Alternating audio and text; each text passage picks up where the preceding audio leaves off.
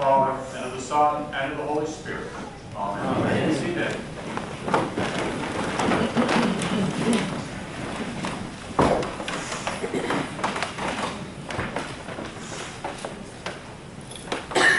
I was talking to Father James on Friday about CPE, which is our Clinical Pastoral Education. It's a class that we both had to take to teach us how to take care of our church, how to pastor to people.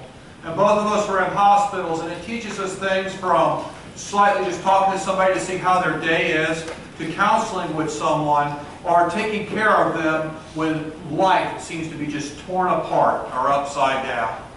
And so we talked about the clinical time we had together, and as he said, he goes, well, the one thing I have to say about that 10 weeks, it gave us a lifetime of stories. And he is absolutely right. But there is one day in particular, that actually ends up being 3 days in my whole story, that I will never forget. And yes, we do have lots of stories, but some are a little bit more than others. I want you to kind of picture our day. Our day starts out with classes each week. It was 10 weeks long. It starts out with classes from 8 to 12. Then we go to lunch.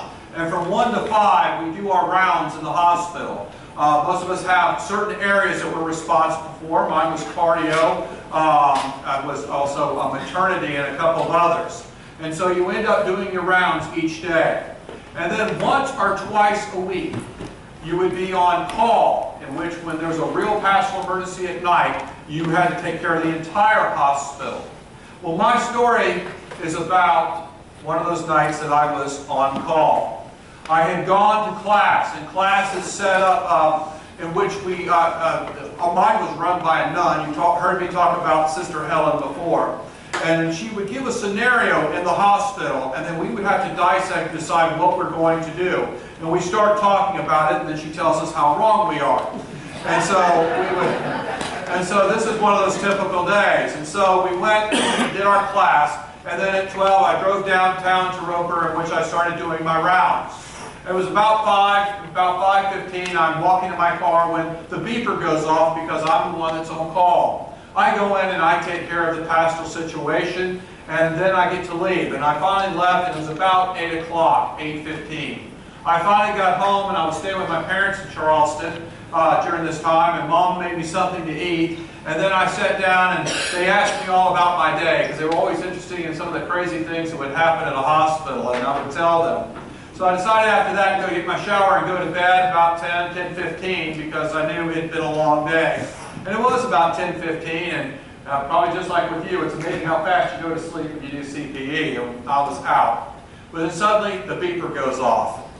I look at my clock and realize it is now 10:45. I got a whole 30 minutes of sleep. I called the hospital, and unfortunately there had been a death, and they needed me to come down. And so immediately I got my clothes on and shot down as fast as I could downtown.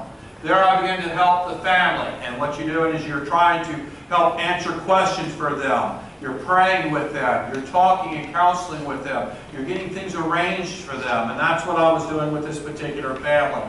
After about an hour and a half of being with them, my beeper goes off again. And it is someone else who has passed away in the hospital on another floor, and I had to rush down and start taking care of that family. And so I'm starting this routine of going back and forth and helping two families, and while I was doing that, I get beeped again. And someone is in the process of dying in another department, and I had to go down and be part of that. So now I'm going up and down the stairs, trying to give even time to all the families, when, believe it or not, I get beeped again. It was crazy, and I cannot remember if it was 4 or 5 deaths that evening. But I can remember having to run up and down, and after I took care of all the families, the next thing you need to do is actually take care of the nurses. Their job is hard. And when they have been with patients, sometimes for weeks at a time, sometimes 6 weeks, 8 weeks, they know these people, and when they pass, they're hurting. They're suffering too. So don't think they don't. Don't think that you ever get used to it. And so I would be counseling with them and making sure they're okay. Once they were okay, I decided, well, it's time to go home. And I walked outside of the hospital, and to my surprise, the sun was already up. I looked at my phone and realized I had 45 minutes till my next class. So I knew I couldn't go home, and I can remember still laughing, going, shoot, I'm glad I took a shower last night. And so I went to class. There I told the class about what had happened that night and about all the deaths, which of course Sister Helen loved, so that she could just, dissect it. We could all talk about it, and I got to hear all the things I did wrong and a couple of things I did right. And so we talked about it and everything, and by the time we were done, it was time for lunch, and I had to start my rounds all over again at the hospital. Well, the interesting part of the story began around 3 o'clock. I had been talking and doing my rounds when I finally talked to a man for about 45 minutes. And he gave me some instructions for his family. So I went and I saw the nurse. And I said, listen, when his family comes in about an hour, you need to tell them A, B, and C. This is what he needs. And she said, what? And I said, I need you to tell the family they need to do A, B, and C. And she goes, I don't understand. And I said, it's not that complicated. I was getting a little rude. I said, the family needs to do A, B, and C. And she goes, what are you talking about? And then she stared at me like a good nurse, and she finally looked at me and she said, Keith, when's the last time you got sleep? And I said, well, I got up at 6 yesterday. And she said, so you're telling me you've already worked over 33 hours straight without sleep? And I'm sitting there at fourth one. Yeah, you're right. She said, you need to go home now. You either need to go home or we're going to make a bed for you and you need to go to sleep because honestly, you're not making any sense. And I was used to that hearing that at home. So I did. Stupidly, I actually jumped in my car and I went home. I probably shouldn't have done that. But I did, and I got home safely. And there I had a small meal. I took a shower and went to bed at 6. And then I was up the next morning at 6, and I felt refreshed. Have you ever been like that where you're so exhausted you can hardly walk after a good night's sleep, you feel energized again? And so I went back to class the next day, and I told about the incident of, being like that and tired. And even Sister Helen actually said, I'm really sorry, I meant to send you home right after class. I didn't mean for you to go to your rounds because I knew that you had to be tired. But of course, when I told her what happened, we had to analyze that too. Oh, it was my week. And I was kind of scared of her. So anyway, so we talked about all that had happened. But after that class, I went back to do the rounds again. And this time I'm doing my rounds and talking to patients I had seen for a long time and new patients. But for some reason, I didn't feel like myself. I noticed that when I was talking to them, and some people really had things to talk to me, they almost sounded like the teacher on Charlie Brown. That blah, blah, blah, blah, blah. And nothing was actually sinking in. I can remember walking the hallways thinking about my prayers were really sterile. They were just short. They just weren't very good. And I was trying to figure out with myself what was going on. So the next day in class, I brought it up again. I'm telling you, this was my week. And of course, Sister Helen loved to talk about that too. And so she started asking me questions in front of the entire class. And she said, you've got enough sleep, have you not? And I said, yes, I have. And I felt energized. I don't know what my problem was. And she said, well, let me ask you, especially with all of those deaths and those families you took care of, when's the last time you talked to God about it? When's the last time you prayed about it? And I looked at her and said, Sister, I forgot to. I haven't prayed at all. She said, your problem is you're spiritually tired. You haven't gone back to God to be replenished like you do when you sleep. And she was right. We all need to be refilled by God. This can be an issue for all of us, not just ministers, but any Christian who takes their gifts and shares it with others. This is what can happen. We can be physically tired, but you can also be spiritually tired. You can be physically tired. We know this all the time. We feel when we're physically tired, do we not? We know that we're tired, and of course we ignore it because it's becoming a chronic problem in our country. We're not getting enough sleep. And if you don't believe me and know that our brains are always being stimulated, go to CVS this afternoon and you'll see everything almost being sold now with PM on the back of it to help you sleep. Tylenol PM, ibuprofen PM, everything PM. Because we need to try to calm our brains down just to go to sleep at night because we're watching TV or computer or games, all kinds of things. But we know when we are tired. On the flip side, we can also be spiritually tired, but that is not as easy to discover. The reason being is we are so busy and the world is pulling us in so many different ways. Sometimes it's just our responsibility. Work, family, friends, all these things we have to take care of preoccupy our minds. No wonder we can't sleep, right? But also our spirituality. Sometimes when we do things that we absolutely love and have been loving to do for a long time, but suddenly we don't feel fed by it, it could be that we're what we call burned out. And this happens more and more. It may be because we're helping others. Maybe it's Meal on Wheels or some other organizations that you're helping that you always felt so fed and suddenly you don't feel like it anymore. Maybe it's helping lots of different people, or maybe it's taking care of an elderly parent or a spouse who you love more than life itself. But every day it starts to pull and drain and hurt on us. Sometimes maybe it's doing a ministry, volunteering, and it's been a long time. And suddenly you don't feel like you're being fed by it, but it's one of those things you have to do again. I've had people come and talk to me about that over the years, and I always want to make sure if you are not being fed by your ministry, we either need to change the ministry or we need to see if you're spiritually tired. Because the truth is, all of us need to be refilled and refreshed by God and God alone. This is what we're seeing today with the disciples in the gospel. Today we see the disciples, they're gathering around Jesus and they're very excited. He has sent them out for the first time on a mission trip. They're out to go and proclaim the gospel, to go proclaim the kingdom of God and to cure people, and apparently it's a huge success. And they're very, very happy. They're coming back to tell Jesus about all the work they've been doing. They've been going out and talking to people about the love of God, and they've been curing people, and they're so excited. But one of the things that Jesus sees as they're telling him all of these stories is like the nurse. He realizes they are tired. Jesus notices they are tired both physically, something probably the disciples did know, but also spiritually, something the disciples may not have recognized or understood. So Jesus says to them, come away to a deserted place all by yourself and rest a while. He wanted them to get some sleep in the boat. I've always pictured this particular passage as you hear that the people still come. They see them and they still come rush, because the truth is ministry never takes a rest. People are always coming at all times. It doesn't matter when. That's how ministry works. But they also, if you notice, on foot, they actually beat Jesus and the disciples where they're heading to because they're in the boat.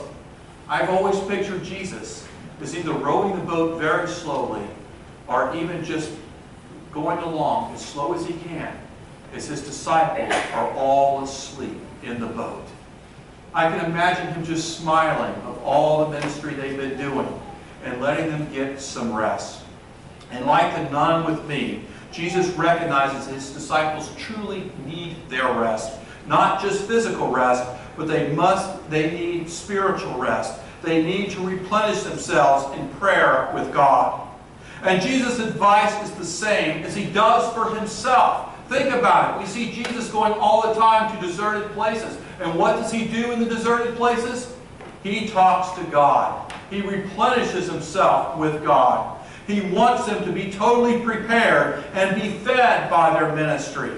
And he knows they can be fed if they get into the boat and they rest. If they have alone time with God. It is the only way to be spiritually healthy so that we as ministers can help others. We must have spiritual health. In other words, if we're not healthy, how do you take care of the people around you? You have to be healthy. So what about us? How is our spiritual health? Do we truly rest in God? Do we really take time to allow God to replenish our souls? Let's face it, this is a must, even when we don't realize it. And that's why we're talking about it today. Because we all can get tired. Sometimes we know it, like the volunteers on Thursday night in VBS.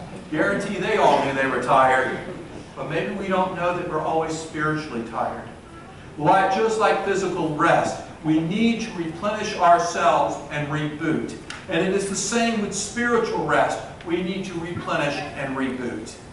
And so, where can we rest, you may ask? Where can we nourish our souls? Well, one is rest in Christ Himself.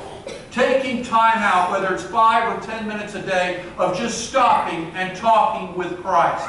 You may not feel like you have enough time, but that's a bunch of baloney. You know you do, because we waste a lot of time in our day. There is always time for Christ if we want to make it so, and we can do that. And so we need to take time out with Christ. The other is rest in worship. That's right. When you actually worship, it is part of your spiritual rest. The church is one of those deserted places where we can find the rest and refreshment God wants to give us. The church provides an experience of God's grace, peace, and healing. We can rest in our prayers. We can rest in our study. And we can rest in reading the Scriptures. As Craig Condon once wrote in his sermon, when we come to a deserted place, God welcomes us with His healing grace and peace. He renews us and sends us out to share His gift with the world. And when we get tired, we come to God for rest and refreshment. And then the cycle continues over and over again. This is what Jesus does in His own life. And we need and want to be like Jesus. If we want to be like Jesus, and I hope you do, we have to take Jesus' advice, because it's what He does. We need to see Him as an example. He rests, He gets spiritual rest, and He gets back to work.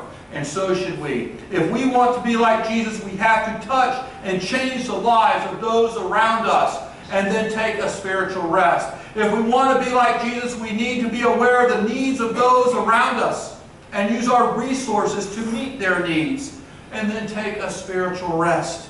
If we want to be like Jesus, we need to have compassion for other people. We must not see people as interruptions, but instead a gift from God. And after we've worked with them, take a spiritual rest. If we want to be like Jesus, we have to see people as God sees them. Sheep who need a shepherd. And we all need to go out and shepherd. And then get our spiritual rest.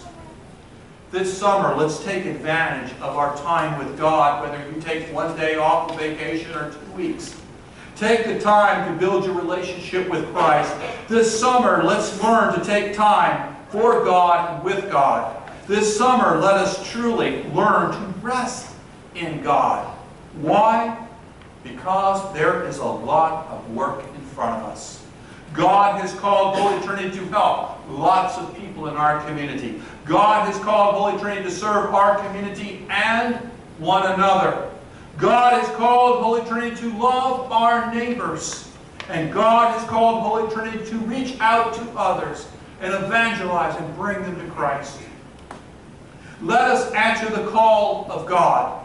But as Sister Helen said to me a long time ago, serve God. Serve God well. Serve God spiritually rested. Amen. Amen.